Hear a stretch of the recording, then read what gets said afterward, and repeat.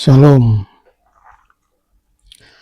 Kita melanjutkan suratan Efesus pasal 2 ayat 14 sampai 18. Di dalam Kristus kita menjadi satu tubuh, baik kafir maupun Israel.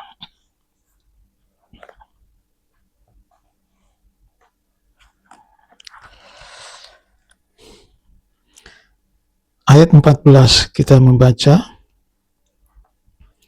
karena dialah damai sejahtera kita yang telah mempersatukan kedua pihak dan yang telah merubuhkan tembok pemisah, yaitu perseteruan. Sebab dengan matinya sebagai manusia, ia telah membatalkan hukum Taurat dengan segala perintah dan ketentuannya untuk menciptakan keduanya menjadi satu manusia baru di dalam dirinya, dan dengan itu mengadakan damai sejahtera. Kristus mati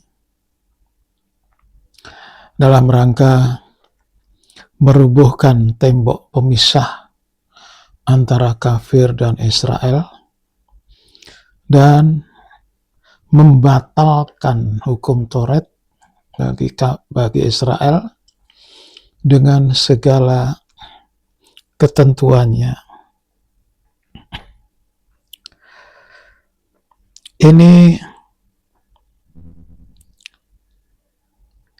perintah dan ketentuannya. Jadi hukum Taurat dengan segala perintah dan ketentuannya dibatalkan, supaya semuanya menjadi manusia baru, baik kafir maupun Israel menjadi manusia baru, dan itu disatukan dengan tanda damai sejahtera. Nah, damai sejahtera inilah yang mempersatukan sehingga keduanya itu sekarang menjadi satu tubuh. Jadi nilainya kafir itu sudah sama dengan Israel. Untuk itu kita membaca Yohanes pasal 4 ayat 9.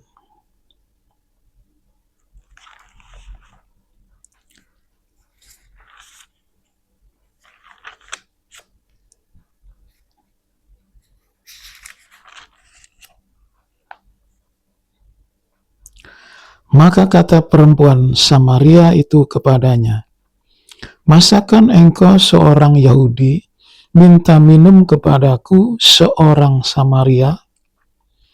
Sebab orang Yahudi tidak bergaul dengan orang Samaria. Padahal orang Samaria itu campuran. Itu saja dia tidak bergaul, orang Yahudi itu. Apalagi yang 100% kafir dari bangsa lain. Dianggap nggak level begitu. Nah, perempuan Samaria ini berkata kepada Tuhan Yesus karena sebelumnya Tuhan Yesus minta minum kepada perempuan itu.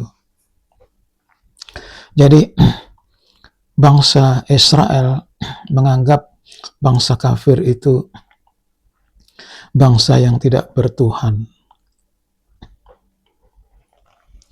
Nah, ini berarti ada tembok pemisah, yaitu perseteruan. Nah, ini dirobohkan oleh korban Kristus. Nah, belum hukum Taurat. Hukum Taurat yang dimiliki oleh bangsa Israel juga dibatalkan oleh korban Kristus. Jadi Israel itu kalau ingin selamat saja, ya, itu nggak bisa dengan hukum Taurat. Sudah dibatalkan dengan perintah dan ketentuannya. Jadi berarti mereka harus percaya kepada Yesus. Nah, kafir lebih dulu. Dia sudah percaya kepada Yesus. Ini bangsa kafir yang sudah percaya kepada Yesus, yang disatukan oleh Tuhan ini. Bukan bangsa kafir yang di luar. Itu lain ceritanya. Ya. Jadi pintu masuknya itu yaitu korban Kristus. Baik untuk kafir maupun Israel. Kita kembali ke Efesus tadi.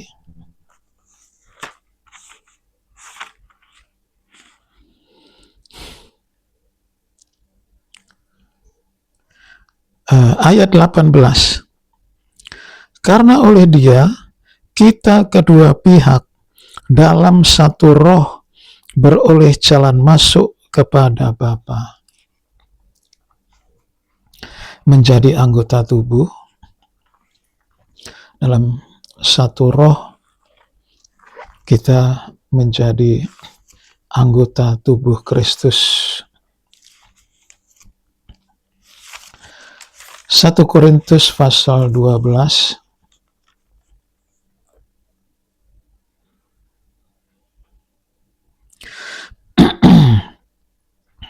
ayat 13.